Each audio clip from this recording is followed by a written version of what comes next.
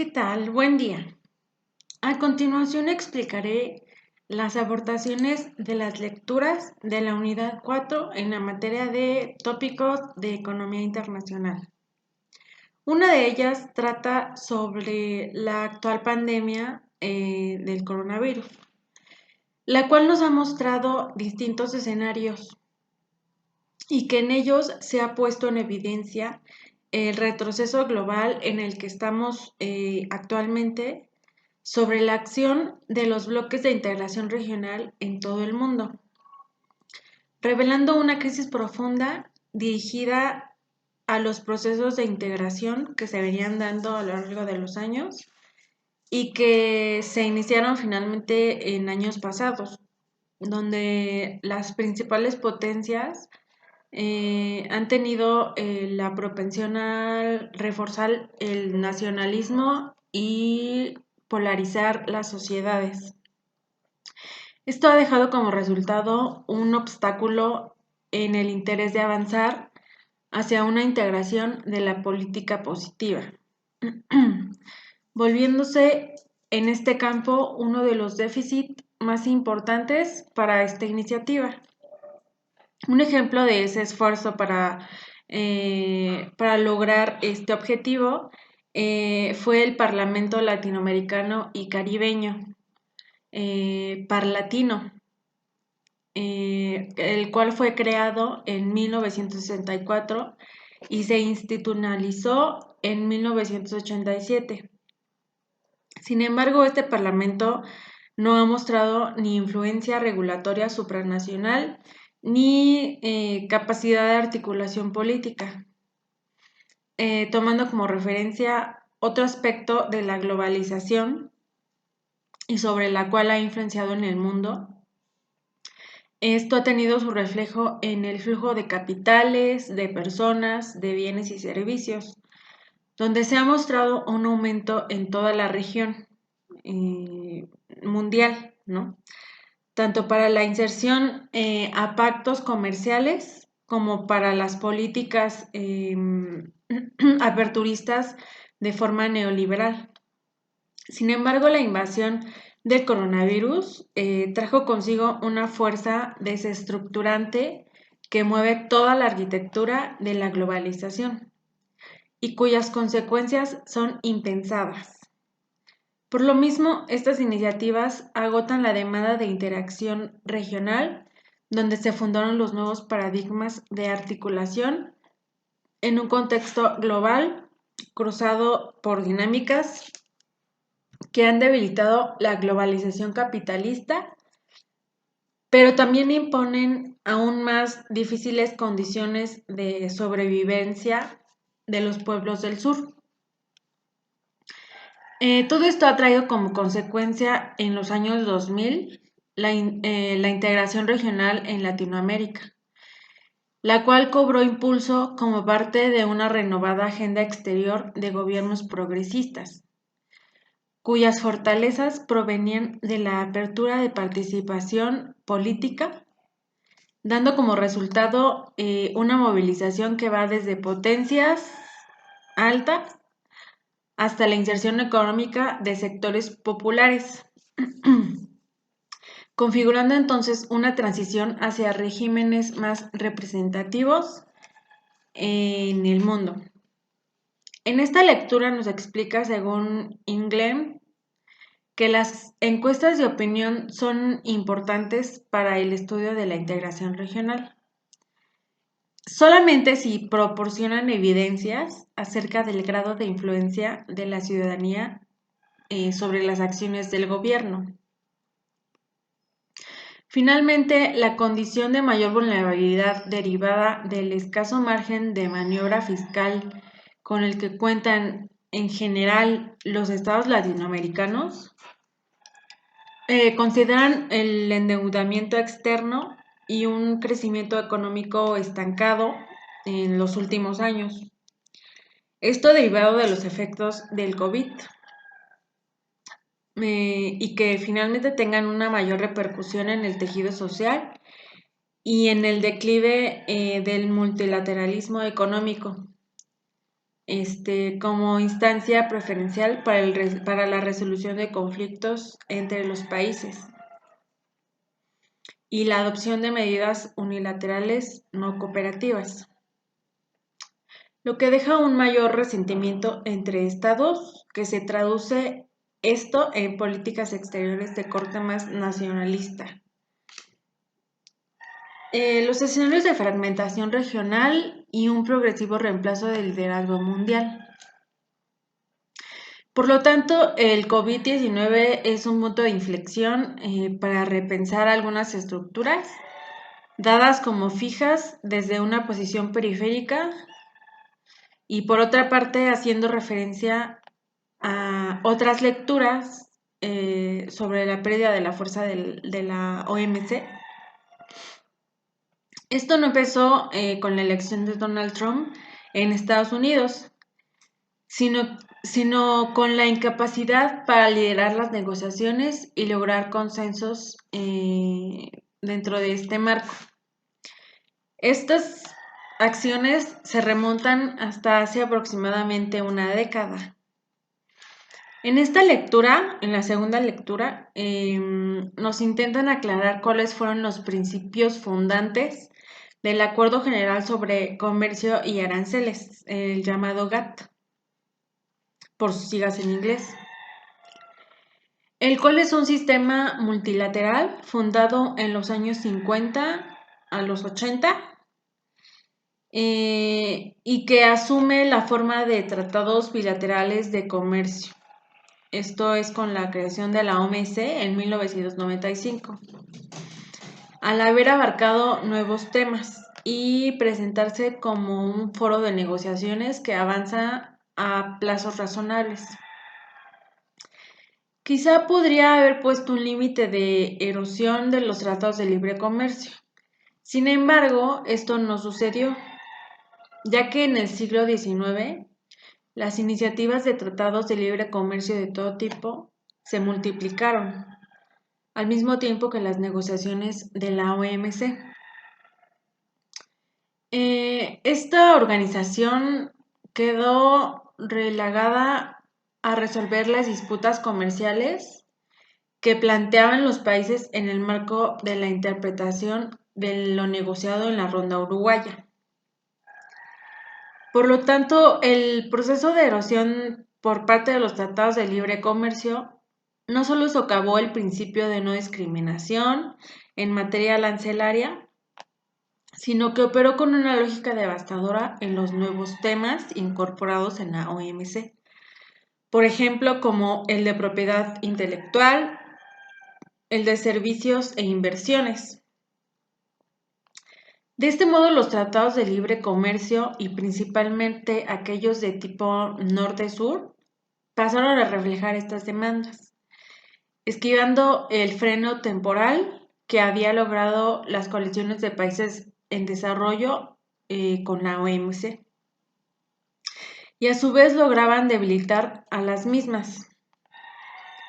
Por lo tanto, los equilibrios de poder que las negociaciones multilaterales pueden atenuar a partir de coaliciones impactan sin ningún tipo de mediación en los tratados de libre comercio del norte y del sur. Lo cual, si bien llegó a negociaciones favorables a los países desarrollados y a sus empresas transnacionales, la unión de acuerdos no brindó coherencia al sistema, con el fin de resolver este problema, dinamizar el comercio tras la crisis del 2008 y a su vez tender a aislar los BRICS en los Estados Unidos, la Unión Europea y Japón, los cuales se lanzaron a negociar una serie de megaacuerdos que en caso de no concretarse, la no ratificación de Estados Unidos del TPP puede ser solo un hecho intemporal, el cual reconfigurará una especie de OCDE de libre comercio y buenas prácticas capitalistas, en armonía con las demandas de las empresas transnacionales. Por otro lado, explicaré cuáles han sido los principales procesos de integración regional que se han desarrollado en la región latinoamericana. Algunos de ellos son el Mercado Común del Sur, Mercosur, la Unión de Naciones Sudamericanas, UNASUR, la Alianza del Pacífico, AP, y la Comunidad de Estados Latinoamericanos y Caribeños, CELAC. Primeramente, el Mercado Común del Sur fue un proceso asentado en compromisos políticos y jurídicos, firmemente asumidos a lo largo de la historia por sus países miembros, de los cuales es muy difícil desistir. Este está basado no solo en una voluntad política orientada hacia la cooperación y la profundización de la integración, sino que aparte está fundado en instrumentos políticos, económicos que han dado lugar a la conformación de una unión aduanera, la cual su mayor papel fue consolidar el reconocimiento hacia el interior de cada sociedad, como un proceso de integración necesario y legítimo. Este retoma las bases del modelo socialista de integración y desarrollo de manera que sea posible la construcción de una identidad comunitaria regional que involucre siempre todos los pueblos de la región. Por otro lado, la UNASUR tuvo la fortaleza de haber sido la primer iniciativa de integración que reúne a todos los países latinoamericanos, logrando la convergencia del Mercosur y la Comunidad Andina de Naciones. Este tratado profundizó en la integración existente e incorporó a su vez a otros países de la región, los cuales hasta el momento no habían tenido participación alguna en los procesos, de integración regional. La UNASUR fue creada para construir un espacio que trascienda lo económico y que incluya aspectos culturales, sociales, políticos y de infraestructura, dando prioridad al eje de carácter social de la integración, favoreciendo el diálogo político, el cual es considerado como un factor de armonía y respeto mutuo entre los estados. En este escrito se menciona que se ha elaborado mecanismos para lograr la participación ciudadana en el proceso de integración. Otro de los elementos importantes para destacar es la determinación de los Estados miembros de construir una identidad y ciudadanía sudamericana como paso previo para contribuir al fortalecimiento de la unidad de América Latina y el Caribe. Por otro lado, la Alianza del Pacífico es considerada como un mecanismo de integración que responde al modelo de regionalismo abierto e incluyente. Este busca alcanzar la libre movilidad de personas, bienes, servicios y capitales. Los países que integran este espacio poseen un Producto Interno que en conjunto asciende al 41% del PIB de América Latina. Por otra parte, concentra el 50% del comercio exterior de la región, reuniendo a 221 millones de habitantes.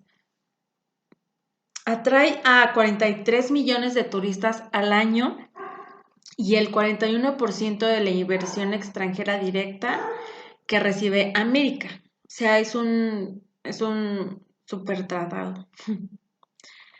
Se reafirma la aspiración a construirse en la más alta expresión de la unidad regional, por lo mismo, ¿no?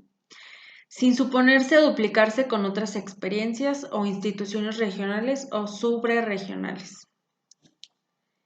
Este tratado fue fundado con los principios de complementariedad y cooperación. Por lo tanto, se podría afirmar que el camino recorrido para la unidad latinoamericana y caribeña nos muestra que es posible una reflexión y una acción autónoma de las relaciones internacionales desde la soberanía regional y que la CELAC puede ser el espacio para concretar sinergias entre las agendas de los distintos esquemas y faros que hay y realizar una condición política para llevar posiciones conjuntas a escenarios multilaterales más amplios. Y finalmente, en la última lectura nos muestra el tema de la geopolítica imperial, la cual tiene un propósito de suministrar elementos de análisis para una mejor comprensión del modelo capitalista en general y de manera particular en las configuraciones más recientes de la estrategia del imperialismo en nuestra América.